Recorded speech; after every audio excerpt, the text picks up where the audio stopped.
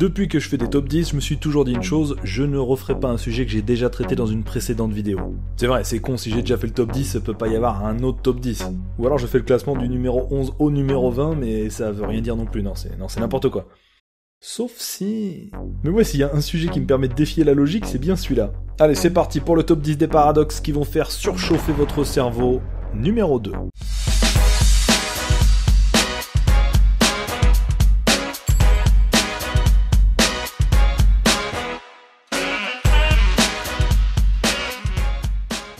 Numéro 10, le paradoxe du tas. On commence par ce paradoxe qui date de l'Antiquité et qui prenait déjà la tête des Grecs de l'époque. Imaginez un tas de sable dans lequel il y aurait, disons, 1 million de grains de sable. Si on retire un grain du tas, on n'a plus que 9999 grains de sable, mais ça reste toujours un tas de sable. Et si on retire un autre grain, puis encore un autre, puis un autre, puis un autre, ça reste toujours un tas de sable. Par contre, si on fait ça jusqu'à ce qu'il ne reste plus qu'un seul grain de sable, là on ne peut plus parler de tas. Alors à quel moment on est passé d'un tas à un non-tas, comme par magie ? Ouais, je ne crois pas à la magie, Perrin. Je crois à la logique. La logique, vous savez ce que ça veut dire ? Et ne me répondez pas 2 grains, ni même 3 ou 4 grains de sable, j'appelle pas ça un tas. Ne me répondez pas du tout d'ailleurs, il n'y a pas de bonne réponse puisque je vous rappelle que c'est le principe d'un paradoxe. Et celui-ci cherche un raisonnement logique à partir d'un mot qui a une définition floue, un tas. Numéro 9, l'âne de Buridan. Là, on est face à un paradoxe philosophique. D'ailleurs, Buridan, c'est le nom du philosophe français qu'il a inventé au XIIe siècle. Il raconte qu'un âne, aussi affamé que assoiffé, était placé entre une botte de foin et un seau d'eau. Mais genre, parfaitement au milieu, exactement à égale distance des deux. On est pile au milieu. L'âne s'est alors demandé par quoi il allait commencer, manger du foin ou boire dans le seau. Et plus il se posait la question, plus il hésitait. Finalement, l'âne se laissa mourir, incapable de faire un choix. Vous trouvez ça absurde ? Nous aussi. Oui, je sais, c'est débile, ce n'est qu'une fable, mais elles montrent bien les choix qu'on fait tous au quotidien, même sans s'en rendre compte, et ce qui nous pousse à les faire. Et la question que se pose Buridan, c'est comment faire un choix entre deux options qui présentent exactement les mêmes avantages et les mêmes contraintes. Si rien ne nous pousse à choisir une option plutôt qu'une autre, on devrait rester bloqué comme l'âne. Et pourtant, heureusement pour nous, on arrive toujours à faire des choix. Sans blague, vous trouvez pas que c'est paradoxal ? Ouais, c'est pas faux. Bon, et si l'histoire de l'âne vous a rendu triste, rassurez-vous, en vrai il aurait fini par aller boire en premier naturellement, la soif se fait plus forte que la faim dans cette situation. Numéro 8, la fourmi sur l'élastique. Imaginez une fourmi posée tout au bout d'une corde élastique de 1 mètre de long. Elle marche en essayant d'atteindre l'autre bout, mais elle va pas bien vite puisqu'elle parcourt seulement 1 cm par minute. Et à l'autre bout, il y a un petit malin qui étire l'élastique. Et lui, toutes les minutes, il agrandit l'élastique de 1 mètre. Donc, quand elle a marché 1 cm, il tire jusqu'à ce que l'élastique fasse 2 mètres. Puis, quand elle a marché 1 cm de plus, il tire encore jusqu'à ce que l'élastique fasse 3 mètres. Etc. indéfiniment. Alors, je sais que c'est pas possible en vrai, mais imaginez que la fourmi et le petit malin ne s'épuisent jamais et que l'élastique s'étende à l'infini. L'existence même de cette chose défie toute logique. Merci, j'ai compris. La question est très simple, est-ce que la fourmi atteindra un jour le bout de l'élastique ? Et là, bien sûr, c'est évident, vous allez me répondre non. Si elle marche 1 cm par minute et que lui tient 1 mètre par minute, elle atteindra jamais l'autre bout. Eh bien, détrompez-vous, elle atteindra bien un jour le bout de l'élastique. Non mais attendez, c'est n'importe quoi. Et ça aussi, c'est ce qu'on appelle un paradoxe, une réponse complètement contre-intuitive. Et pour le coup, c'est mathématique. Alors je vous passe la formule de calcul du rapport entre la distance que parcourt la fourmi sur celle de l'élastique, mais en gros, il faut se dire que quand l'élastique est étiré, la distance derrière la fourmi s'étend aussi. Et le pourcentage d'élastique parcouru par la fourmi ne fait que grandir, et il va bien finir par atteindre 100%. Et dans ce cas, le nombre de minutes s'écrit avec 43 chiffres, soit plus de temps que l'âge de l'univers. Numéro 7, le paradoxe du barbier. Celui-ci raconte l'histoire d'un village qui a voté la loi suivante. Le barbier doit raser tous les hommes qui ne se rasent pas eux-mêmes, et seulement ceux-là. Alors le barbier du village s'exécute, et il rase tous ceux qui ne se rasent pas eux-mêmes. Et bien sûr, il respecte la loi, il ne rase pas ceux qui se rasent tout seuls. Mais au bout de quelques jours, la barbe du barbier a poussé, et il se demande s'il doit se la raser lui-même. Et vous avez compris que c'est là que le paradoxe apparaît, puisqu'il sera forcément hors la loi. S'il se rase lui-même, il enfreint la loi, puisque je vous rappelle que le barbier ne peut raser que les hommes qui ne se rasent pas eux-mêmes. Et s'il se rase pas lui-même, il sera aussi en tort, parce qu'il est obligé de raser tous les hommes qui ne se rasent pas eux-mêmes, et ce serait son cas. Et ne me dites pas qu'il a qu'à la laisser pousser, ou se la faire raser par quelqu'un d'autre, puisqu'on serait aussi dans le même cas. Bien essayé, mais on m'a farci la tête de composants tordus engloutisseurs de paradoxes. Vous avez compris, s'il se rase, il viole la loi, et s'il se rase pas aussi. Puisque c'est comme ça la barbe. Bon, admettons que le barbier est une femme, sinon on est encore là demain. Numéro 6, l'effet Richardson. En géographie, et plus exactement en topographie, on cherche à faire des mesures précises. Mais il existe un paradoxe qui rend certains calculs impossibles, et c'est le cas de celui de la longueur des côtes du Nil. C'est Lewis Fry Richardson qui s'en est rendu compte au 19e siècle, lorsqu'il constate que la longueur du littoral du Nil pouvait varier selon les sources. Il découvre alors que ces écarts proviennent de la précision des calculs. Regardez cet exemple avec la Grande-Bretagne. Si on fait un calcul très grossier, avec des longs traits de 200 km chacun, on calcule un total de 2400 km de côte. Puis si on devient un peu plus précis, avec des plus petits segments, on compte 2800 km. On divise encore la taille des segments et on trouve 3400 km de côte. Et vous avez compris le principe, plus l'unité de mesure est petite, plus on tombe sur une grande longueur du littoral. Alors je me dis qu'il doit y avoir un rapport, c'est pas impossible. Mais le problème avec les côtes du Nil, c'est qu'on peut toujours être de plus en plus précis. On pourrait mesurer chaque falaise, puis chaque rocher, et même chaque petit caillou qui les compose. Et plus on serait précis, plus la distance totale serait grande. D'un point de vue géométrique, on est dans le même cas que les fractales, c'est-à-dire des figures au détail infini. Et ça a été validé par les mathématiciens, la longueur des côtes du Nil est par nature infinie. Bah c'est pas faux, mais c'est pas vrai non plus.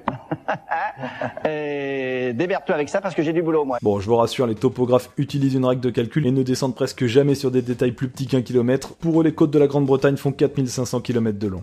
Numéro 5, le paradoxe de Ampel. Celui-ci nous vient de l'allemand Ampel, qui en 1940 a voulu démontrer que si on fait des raisonnements logiques et généraux à partir d'observations et d'exemples précis, on appelle ça l'induction, et ben les conclusions pouvaient être très surprenantes. Voilà son paradoxe. Tous les corbeaux sont noirs. Et si on voulait prouver le contraire, il suffirait d'un seul contre-exemple, un corbeau rouge par exemple. Mais si tous les corbeaux sont noirs, quand on voit quelque chose qui n'est pas noir, on peut en déduire que ce n'est pas un corbeau, quoi que ce soit. Bah oui, c'est logique quand on y réfléchit. Bon, je récapitule dans le calme. Par exemple, si je vois une orange, même si j'ai jamais vu de corbeau de ma vie, eh ben je sais que ce n'en est pas un puisqu'elle n'est pas noire. Et en partant de là, pour prouver que tous les corbeaux sont noirs, on pourrait lister tout ce qui n'est pas noir et vérifier que rien de tout ça n'est un corbeau. Avec cette logique-là qu'on appelle inductive, le fait de voir n'importe quoi d'autre qu'un corbeau et qui n'est pas noir apporte une preuve supplémentaire que tous les corbeaux sont noirs. C'est quand même la preuve la plus pourrie de toute l'histoire de la preuve. Hein. Et c'est ça qui est aberrant, dire que le fait de voir une orange apporte une preuve que tous les corbeaux sont noirs n'a aucun sens et pourtant c'est logique. Mais là où ça va vraiment vous faire réfléchir, c'est que si tous les corbeaux étaient roses, cette même orange vous apporterait une preuve supplémentaire que tous les corbeaux sont roses. Numéro 4, 0,99999. En maths, il arrive que des nombres et des décimales à l'infini. Par exemple, quand on divise 1 par 3, ça fait 1 tiers et ça vaut 0,33333 avec une infinité de 3 derrière la virgule. Mais il existe un nombre qui présente un paradoxe étonnant, 0,99999 avec des 9 à l'infini. Ce nombre est égal à 1. Mais pas genre presque égal, non, il est parfaitement égal à 1. Et ça, je sais que ça peut surprendre, mais les mathématiciens l'ont démontré avec des preuves de différents degrés de rigueur. Je comprends, mais enfin, faut être logique. Vous savez, la logique aujourd'hui. Tenez, si on divise un chiffre par 9, on obtient un 0 avec ce même chiffre à l'infini derrière la virgule. Et donc assez logiquement, si on divise 9 par 9, on obtient 0,99999, sauf qu'on sait que 9 divisé par 9, eh ben ça fait 1. Et ça se vérifie de plein de façons différentes. Si vous voulez une autre démonstration simple à comprendre, il y a celle-ci. Bref, c'est assez paradoxal de se dire qu'un même nombre peut s'écrire de deux manières, c'est pas évident à admettre. Voilà, c'est pas pareil, hein, c'est... Ah non, c'est autre chose. C'est loin les tailles, hein, vous savez, c'est pas... Mais si vous voulez vous en convaincre, essayez de faire 1 moins 0,99999, ça fait 0,0000 avec une infinité de 0 derrière. Numéro 3, le paradoxe des pommes de terre. Derrière ce nom qui a l'air tout bête, il y a un casse-tête avec un résultat qui va forcément vous surprendre, écoutez bien. Quand on récolte les pommes de terre, elles sont composées de 99% d'eau, et donc de 1% de matière sèche. On en fait alors des sacs de 100 kg, et dans chaque sac, si on compte bien, on a au total 99 kg d'eau et 1 kg de matière sèche. Mais pendant leur stockage, les pommes de terre sèchent un peu et perdent de leur eau jusqu'à ce que l'eau ne représente plus que 98% de leur composition. Question, combien pèse alors le sac de pommes de terre ? Là, on est tenté de se dire que le sac pèse un tout petit peu moins qu'au départ. On peut même se dire que si on a perdu 1% de teneur en eau, on a perdu 1 kg et donc que le sac ne fait plus que 99 kg. Mettez pause maintenant si vous voulez chercher de vous-même car la solution semble complètement paradoxale. La bonne réponse, c'est que le sac ne pèse plus que 50 kg. 50 kilos de peut-être. Et les calculs sont très simples à vérifier. La matière sèche représente toujours la même quantité, 1 kg. Et si le poids total du sac est de 50 kg, l'eau ne pèse plus que 49 kg. Et 49 kg sur un poids total de 50 kg, et ben ça fait bien 98%. Alors il a toujours l'air aussi bête mon paradoxe des pommes de terre ? Mais t'arrêtes avec ces pommes de terre ? Numéro 2, le problème de la Belle au bois dormant. Attention, accrochez-vous bien parce que ce paradoxe probabiliste pose problème à tous ceux qui l'ont étudié. Il est assez récent puisqu'il a été inventé en 2000 et il a la particularité d'aboutir à deux solutions qui se contredisent. Écoutez ça. Le dimanche soir, la Belle au bois dormant est endormie. On lance alors une pièce pour faire un pile ou face. Si elle tombe sur face, on réveille la belle le lendemain, le lundi, puis on la rendort avec un somnifère qui lui fait complètement oublier qu'elle s'est réveillée. Et le mardi, on la laisse dormir. Par contre, si la pièce tombe sur pile, on la réveille le lundi, puis on la rendort avec le même somnifère qui lui fait tout oublier, sauf que le mardi, on la réveille encore. La petite précision, c'est qu'à chaque réveil, on lui pose la question « Quelle est la probabilité que la pièce soit tombée sur face ?» Que devrait répondre la belle? Ouais, je sais, raconté comme ça, on a tous envie de répondre la même chose au départ. On bat les couilles, frère. Non mais sérieusement, essayez d'y réfléchir. Du point de vue de la belle, quelle est la probabilité que la pièce soit tombée sur face? Sachant que la pièce n'est pas truquée et qu'elle est au courant des règles de l'expérience. À chaque réveil, elle sait pas si on est lundi ou mardi, elle pourrait donc juste dire que la pièce avait une chance sur 2 d'être tombée sur face, comme dans un pile ou face classique. Et le fait d'être réveillée tel ou tel jour ne change rien. Mais elle pourrait aussi se dire que 2 fois sur 3, elle serait réveillée parce que la pièce était tombée sur pile. Donc la probabilité que la pièce ait fait face est de 1 sur 3. J'ai rien compris. Non, ou alors c'est moi, Non, moi non plus, j'ai rien compris. Et ben vous pouvez y réfléchir longtemps parce que les meilleurs probabilistes s'arrachent toujours les cheveux sur ce problème. Les réponses 1,5 et 1/3 semblent correctes, et pourtant elles se contredisent, donc l'une des deux est forcément fausse. Et numéro 1, le paradoxe des Crétois. Épiménide aurait déclaré au 5e siècle avant Jésus-Christ « Tous les Crétois sont des menteurs ». Et drôle de coïncidence, Épiménide était lui-même crétois. Vous le voyez, le bon gros paradoxe? S'il dit la vérité, ça veut dire qu'il est un menteur, et s'il ment, ça veut dire qu'il n'est pas un menteur. J'ai menti, t'as eu raison.